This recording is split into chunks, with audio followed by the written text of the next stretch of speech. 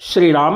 यह जगतगुरु श्री स्वामी रामानंदाचार्य पीठ सर्वेश्वर श्री रघुनाथ मंदिर की प्रधान गादी है। सर्वेश्वर श्री रघुनाथो विजयते तराम।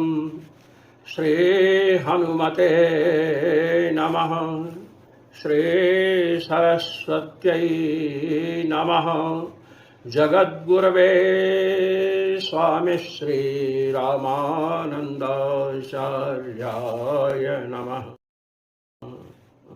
अभी मेरे पास श्री वृंदावन धाम के एक विद्वान ऋषि कुमार तिवारी जी ने एक वीडियो भेजा है, जो मेरे पूर्व वीडियो जिसमें मैंने भागवतानंद जी के भ्रांति का सप्रमाण निराकरण किया था, उस वीडियो में प्रस्तुत निषादस्थपतिं याजयेत इस विधि वाक्य को लेकर के प्रोफेसर श्री हरिनारायण तिवारी जी ने निषाद कारीगरों को नियुक्त करे, उनसे मित्रता करे इत्यादि पक्ष प्रस्तुत किया है। इस पर हम विचार करेंगे। मैं अपने समस्त गुरुजनों के चरणों में साष्टांग प्रणिपात करता हुआ आप सभी विद्वज्जनों की सरस्वती को सश्रद्धया नमन करता हूँ।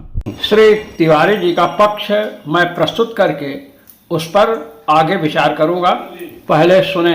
तो निषादस्थपतिं याजयेत में आप जो यागम कारयेत अर्थ करते हैं, एक ही अर्थ में आपने शक्ति मान ली। अब यज धातु का कितना अर्थ है? यज देव पूजा संगतिकरण दानेषु 3 अर्थों में प्रयुक्त है। पर इसका अर्थ मैं जो व्याकरण से कर रहा हूं, यह सुनिए, ये अलग अलग पद हैं।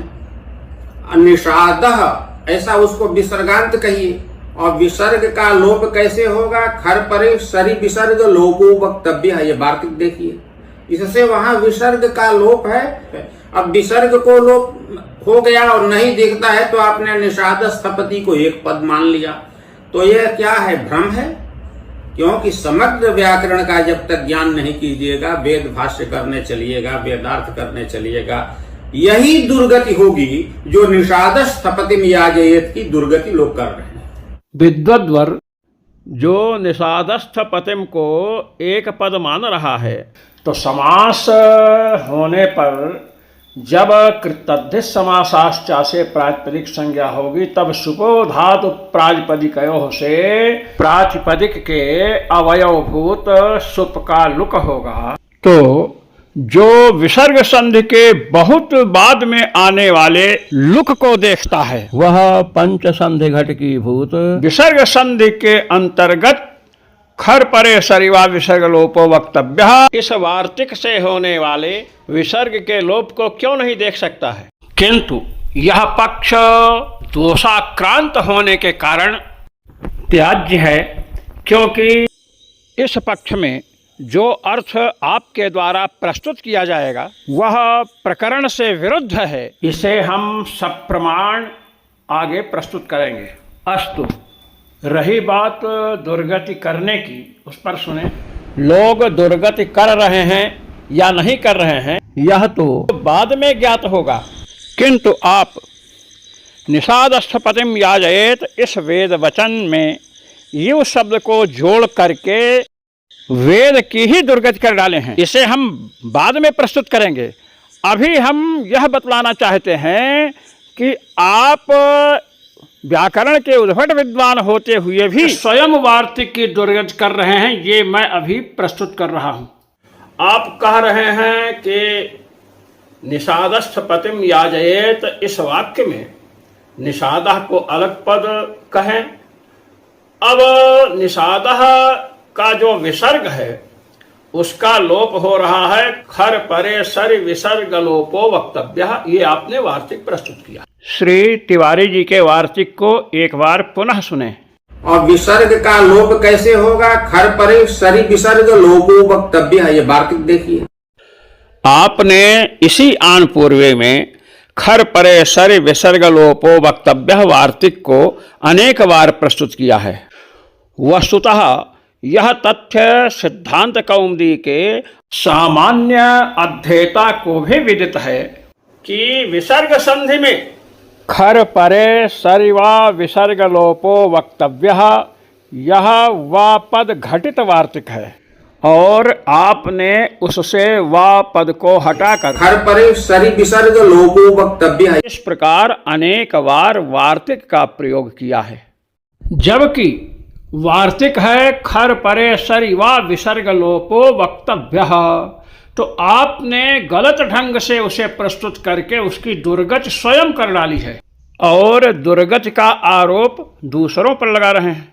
विसर्ग संधि प्रकरण में खर परे सरि वा विसर्ग लोपो वक्तव्य ये वार्तिक आया है और वहां पर रामस्थाता रामः स्थाता हरिस्फुरति हरिः स्फुरति इन प्रयोगों को प्रस्तुत करके पुनः पक्षे विसर्गे सत्वे च त्रैरूप्यम कहा गया है। जब खर परे सरि वा विसर्ग लोपो वक्तव्य वार्तिक वापद घटित है तो एक बार विसर्ग का लोप नहीं करेगा तो कहा गया पक्षे विसर्गे सत्वे च त्रैरूप्यम। और आपने तो वापद से रहित वार्तिक को प्रस्तुत किया है खर परे सरि विसर्ग लोपो वक्तव्य है। तो जब विकल्पार्थक वह शब्द है ही नहीं आपके वार्तिक में तो पक्षे विसर्गे सत्वे च त्रैरूप्यम इसकी उपपत्ति कैसे होगी। आप तो वार्तिक की ही दुर्गति कर डाले और दुर्गति का आरोप दूसरों पर बढ़ रहे हैं। आगे श्री तिवारी जी क्या कहते हैं इसे आप सुने। तो पहले तो निषादा अतिरिक्त पद है, अक्षर परे खरि विसर्ग लोपो वक्तव्य से वहां विसर्ग का लोप है। अस्थपतिम में देखिए ये द्वितीयांत है। अस्थपति किसे कहते हैं? जो मकान बनाते हैं, कारीगर जुड़ाई का काम करते हैं, उनका नाम है स्थपति को, उनको स्थपति कहते हैं। तो निषाद स्थपति माने मकान बनाने वाले कारीगरों को नियुक्त करे, उनसे मित्रता करे। अब निषाद स्थपतिम याजयेत वाक्य को प्रस्तुत करके अर्थ करते हुए आप कह रहे हैं कि वहां गृह निर्माण का प्रकरण है, इस पर सुने। यज देव पूजा संगतिकरण दानेशु, तो संगतिकरण में है माने मकान बनाने वाला जो निषाद है वह निषाद स्थपतिम याजयेत माने वो कारीगर से संपर्क करावे, बुलाकर कहेगा कि ये मकान बनाएगा, अर्थ वहां यह है। पूरा व्याकरण जान लो, प्रकरण किसका है? विद्वद्वर आप निषाद स्थपतिम याजयेत इस श्रौत वाक्य को निषाद स्थपतिम याजयेत माने इस प्रकार इव शब्द लगा करके अशुद्ध रूप से प्रस्तुत कर रहे हैं। न जाने क्यों आप वार्तिक से तो वापद को हटा दिए और यहाँ वैदिक वाक्य में यू शब्द को जोड़ दिए। दुर्गति के अतिरिक्त इसका और क्या कारण है, क्या आप बता सकते हैं? अस्तु, आपने कहा कि निषादस्थपतिम याजयेत जो वाक्य है इसमें निषाद के आगे विसर्ग का लोप हुआ है। निषादः ऐसा प्रथमांत समझना चाहिए और उसका अर्थ है कि मकान बनाने वाला जो निषाद है वह निषाद मकान बनाने वाले कारीगरों को नियुक्त करें। और आप करें प्रकरण किसका है ये देखना चाहिए। आप यहाँ पर यह भी कह रहे हैं कि यदि हमारी बात गलत है तो आप बता दीजिए। सुने श्री तिवारी जी क्या कह रहे हैं। उसके लिए उस अर्थ में वहां वह प्रयुक्त है, तो याग करना कहां से ला दिया उस भाष्यकार ने और कैसे लोगों ने मान लिया। और मेरी बात कहीं गलत है तो आप बता दें। मान्यवर, भाष्यकार ने याग अर्थ क्यों किया और लोगों ने क्यों माना, इसे हम ससाक्ष्य प्रस्तुत करते हैं। श्रीमान जी, वहां मकान निर्माण का प्रकरण नहीं है, अपितु इष्टि का प्रकरण है और इसे हम सब प्रमाण प्रस्तुत कर रहे हैं। एक श्रौत वाक्य प्रस्तुत हुआ जिसे विधि वाक्य कहते हैं। रौद्रम वास्तुमयं चरम निर्वपेत, जिसे मीमांसा न्याय प्रकाश, भाट्ट दीपिका, अध्वर मीमांसा, कुतूहल वृत्ति प्रभृति ग्रंथों में मीमांसकों ने उद्धृत करके बहुत विचार किया है। हम ये कह रहे हैं कि रौद्रम वास्तुमयम चरुम निरवपेत, यह वाक्य है विधि वाक्य। इससे रुद्र देवता वास्तु अर्थात बथुआ से बनी हुई जो चरु है, उस चरु वाली इष्टि का विधान किया गया है। अर्थात यह रुद्र देवता का चरु द्रव्यक इष्टि है। इस प्रकार इष्टि का विधान किया गया। और जब आप आगे चलेंगे, जिस वाक्य को आपने प्रस्तुत किया है निषादस्थ पतिम याजयेत, आपने इस पर विचार आरंभ कर दिया और व्याकरण सम्मत आपने अर्थ भी प्रस्तुत किया। पहली बात, यह संपूर्ण वाक्य कितना है इस पर ध्यान दें। एतया निषादस्थ पतिम याजयेत, ये वाक्य है एतया। अब विद्वज्जन जानते हैं कि एतया तो तृतीयांत पद है और स्त्रीलिंग में एतया बनता है। अब आप आइए, जिस रुद्र देवता वास्तु अर्थात बथुए से बनी हुई जो चरु है, उस चरु वाली जो इष्टि है, उस इष्टि का संकेत एतया से किया गया। एतया इष्ट्या, रुद्र देवताक वास्तु निर्मित जो चरु द्रव्यक इष्टि है, इस इष्टि से निषादस्थ पति को याग कराए, अर्थात इसी इष्टि को कराना है, क्योंकि यही इष्टि प्रक्रांत है। इसी इष्टि को मीमांसक मनीषियों ने निषादस्थ पतिष्टि कहा है। जब एतया निषादस्थ पतिम याजयेत, इस पूरे वाक्य के द्वारा इस इष्टि से निषादस्थ पति को याग कराए, इस प्रकार कहा गया। तो इससे तो इष्टि का संकेत हो रहा है। प्रकरण किसका चल रहा है? इष्टि का चल रहा है, जिसका एतया से निर्देश भी किया जा रहा है। यहां मकान बनाने का प्रकरण कहां से आ गया, जिसको आपने अपने मन से प्रस्तुत कर दिया कि कारीगर को नियुक्त करें। और इतना ही नहीं,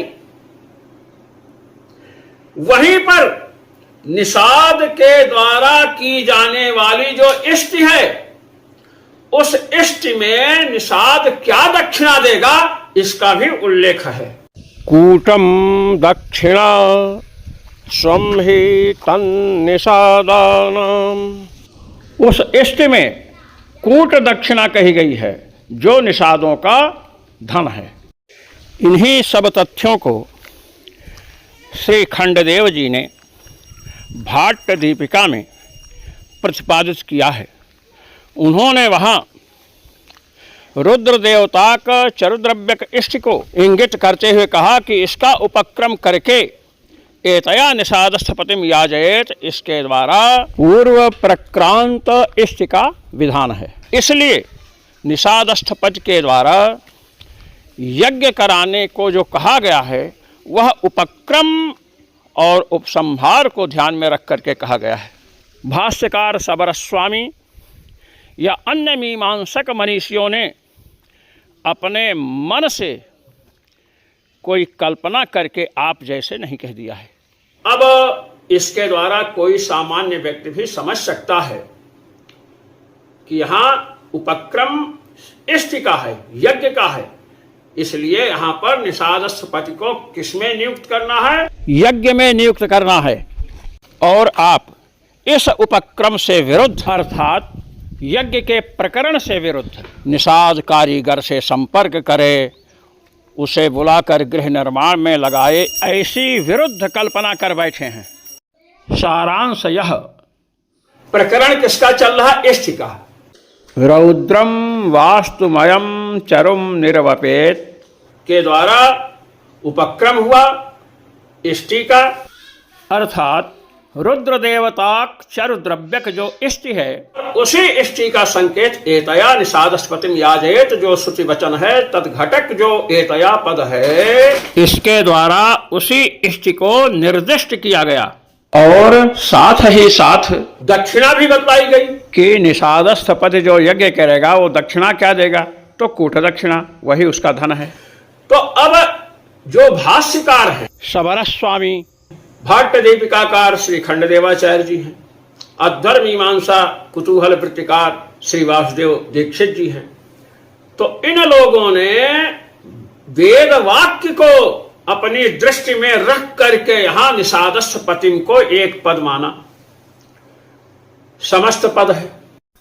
और आपने खर परे सरि विसर्ग लोपो वक्तव्य ऐसा वार्तिक प्रस्तुत करके इस वार्तिक के द्वारा निषाद ऐसा प्रथमांत मान लिया, आप करें विसर्ग का लोप हुआ है। यदि ऐसा करेंगे तो उपक्रम से विरोध होगा। जो उपक्रम हुआ है रौद्रम वास्तुमयम चरुम निर्वपेत से इष्टि का विधान, और एतया निषादस्य पतिम याजयेत, एतया से उसका सुस्पष्ट संकेत हो रहा है। और कूटम दक्षिणा स्वम ही तन्निषादा नाम, इस दक्षिणा के द्वारा यज्ञ का ही निश्चय हो रहा है, और उपक्रम के द्वारा विधान किसका हो रहा है? यज्ञ का। इसलिए यज्ञ के प्रकरण से विरुद्ध यदि हम कल्पना करते हैं कि निषाद कारीगरों को नियुक्त करें, तो हमारी यह कल्पना पूर्वोक्त वेद प्रमाण से सर्वथा विरुद्ध होने के कारण मान्य नहीं हो सकती है। एतया निषादस्थ पतिम याजयेत, यह तो विधि वाक्य है। विधि वाक्य का अर्थ याग ही है। यह भाष्यकार अपने मन से नहीं कह रहे हैं, वे वेद वचनों को सामने रख करके प्रतिपादन किए हैं। इन्हीं सब तथ्यों को ध्यान में रखते हुए श्री कौंड भट्ट ने अपने वैयाकरण भूषण सार में निषादस्थ पतिम याजयेत, इस श्रुति घटक निषादस्थ पतिम को एक समस्त पद माना। वैयाकरण भूषण सार में वे कहते हैं, निषादस्थ पतिपदस्य समास शक्ति पक्षे निषाद रूपे निषादानां च स्थपतौ निषादस्वामिके पुरुषांतरे चेत्येवं सर्वत्र शक्तत्वान् नानार्थत्वं तथा च नानार्थे तात्पर्याद् विशेषावगतिः इति न्यायेन तत्कल्पनायां पदद्वयेन पूर्वोपस्थितार्थे एवोपस्थित्या इस प्रकार प्रस्तुत किया है। और उस पर प्रभा तथा दर्पण आदि जितनी भी व्याख्याएं हैं, सब में इस प्रकरण को उठा करके निषादस्थ पतिम को समस्त पद माना गया है। किंतु आप व्याकरण ग्रंथ से विरुद्ध बोल रहे हैं और कह रहे हैं कि हमारा व्याकरण पर एकाधिकार है। इससे यह सिद्ध हुआ कि आपका कथन व्याकरण शास्त्र और पूर्व प्रतिपादित वेद वचनों के स्वारस्य से सर्वथा विरुद्ध है। अतएव अप्रामाण्यग्रस्त होने के कारण वह विद्वज्जनों से सर्वथा उपेक्षणीय है। द्वादश लक्षणी पूर्व मीमांसा का आश्रय लिए बिना वेदार्थ हेतु समुद्यत व्यक्ति वेद का सत्यानाश ही करता है। श्री त्रिपाठी जी के व्याख्यान पक्ष में एक और महान दोष प्रसक्त होता है जिस पर उनकी दृष्टि नहीं गई। सुने, जो वैदिक विधिवाक्य हैं वे विधिवाक्य प्रमाणांतर से अप्राप्त अर्थ को प्रस्तुत करते हैं।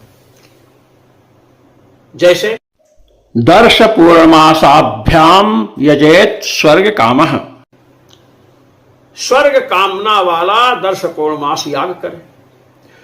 तो दर्श पूर्णमास याग और स्वर्ग का जो कार्य कारण भाव है यह प्रत्यक्षादि प्रमाणों से अवगत नहीं है। स्वर्ग साधनत्व जो याग में है वह स्वर्ग साधनत्व हम प्रत्यक्ष से महाराज देख नहीं सकते। यागः मदिष्ट स्वर्ग साधनम, याग मेरा इष्ट जो स्वर्ग है उसका साधन है। ये तो स्वर्ग दर्श पूर्णमासाभ्याम यजेत स्वर्ग कामः इत्यादि वाक्यों से ही पता चलेगा। तो अज्ञात ज्ञापकत्व होने से विधिवाक्य प्रमाण है। और इसी बात को मीमांसा दर्शन के सूर्य श्री कुमारिल भट्ट जी कहते हैं, विधिरत्यंतम प्राप्ते नियमः पाक्षिके सति। तत्र चान्यत्र च प्राप्ते परिसंख्येचि गीयते। विधि अत्यंतम अप्राप्ते, जो अत्यंत अप्राप्त हो, प्रमाणांतर से प्राप्त न हो, तभी विधि वाक्य का सार्थक्य है। प्रमाणांतर से कोई वस्तु ज्ञात हो और वेद वचन के द्वारा उसका प्रतिपादन हो, तो महाराज वहां पर वेद वचन अनुवादक माना गया है। जैसे अग्निर्हिमस्य भेषजम, भगवान वेद ने कहा कि बर्फ की औषधि आग है, तो ये तो हम प्रत्यक्ष प्रमाण से जानते हैं कि ठंडी रहेगी, बर्फ गिर रही है तो आग का सेवन करो, बर्फ की औषधि आग है, तो प्रत्यक्षतः ज्ञात है। इसलिए वहां पर प्रत्यक्षतः ज्ञात बर्फ की औषधि आग है, इस तथ्य का कथन भगवान वेद करते हैं, फिर भी उसे अनुवाद माना गया, अनुवादात्मक अर्थवाद उसे कहा गया। तो विधि वाक्य सर्वथा प्रमाणांतर से अप्राप्त अर्थ को द्योतित करते हैं। अब लौकिक स्थल होता तो आपकी बात हम मानते, यहां तो वैदिक स्थल है, इसलिए याजयेत ये विधि वाक्य है। इसलिए यज धातु के अर्थत्रय में जो संगतिकरण रूप अर्थ लेकर आपने कहा कि निषाद कारीगरों को गृह निर्माण में नियुक्त करे, यह अर्थ पूर्व प्रदर्शित वेद वचनों के स्वारस्य से सर्वथा विरुद्ध होने के कारण अमान्य है। अब प्रश्न ये होगा कि निषादस्य पति से याग कराएंगे तो उसका फल क्या है? ऐसे स्थलों के लिए हमारे महर्षि जैमिनी ने एक सूत्र को प्रस्तुत किया है, उसे सुने। सह स्वर्गः स्यात् सर्वान् प्रत्यविशिष्टत्वात्। फल क्या होगा? स्वर्ग फल, क्योंकि स्वर्ग फल सब चाहते हैं, तो निषादस्थ पति याग का फल क्या हम मानेंगे? स्वर्ग। इसलिए इष्टिका उपक्रम होने से इष्टिका ही प्रकरण निश्चित होता है। अतएव एतया निषादस्थ पतिम याजयेत, इस श्रुतिवाक्य में प्रविष्ट निषाद शब्द के आगे विसर्ग की कल्पना करके उसका खर परेसरि विसर्ग लोपो वक्तव्य ऐसा वार्तिक प्रस्तुत करके लोप कहना और निषाद गृह निर्माण में कारीगरों को नियुक्त करे ऐसा अर्थ करना वेद वचनों से सर्वथा विरुद्ध होने के कारण अमान्य है। दूसरी बात कि निषाद कारीगरों को नियुक्त करे, यह तो प्रत्यक्षता ज्ञात है महाराज। भंडारा होता है तो भोजन बनाने के लिए रसोइयों को नियुक्त करते हैं। सेना पर प्रधानमंत्री और राष्ट्रपति लड़ने नहीं जाते हैं, सैनिकों को नियुक्त करते हैं। गृह निर्माण होता है तो हम लोग कारीगर को नियुक्त करते हैं, ये तो प्रत्यक्षता सिद्ध है। इसके लिए भगवान वेद निषादस्पतिम याजयेत क्यों कहेंगे? क्योंकि विधि अत्यंतम अप्राप्ते नियमः पाक्षिके सति, विधि तो अत्यंत प्रमाणांतर से अज्ञात अर्थ को ज्ञापित करती है। इसलिए भी निषाद कारीगरों को नियुक्त करे गृह निर्माण के लिए, यह कथन विधि वाक्य स्वरूप के सर्वथा विपरीत है। विधि वाक्य क्या होते हैं? विधि अत्यंतम अप्राप्ते, अत्यंत माने प्रमाणांतर से अत्यंत अज्ञात जो अर्थ हैं उनका ज्ञापन करते हैं। इसलिए जो प्रत्यक्षता ज्ञात है कि गृह निर्माण में हम दूसरे को नियुक्त करते हैं, ऐसे ही इसको निषाद दूसरे को नियुक्त करें, इसका प्रतिपादन करें। प्रत्यक्षता प्राप्त जो अर्थ है, इस अर्थ में आप नहीं लगा सकते हैं। वेद वचनों को हमें ध्यान में रखना है। हम केवल व्याकरण को ध्यान में रखकर ही सब अर्थ कर दें तो पूर्वोक्त वचनों का व्याकोप होगा। हम सभी विद्वज्जनों को सादर नमन करते हैं। जय श्री राम, जय सर्वेश्वर नाथ जी की।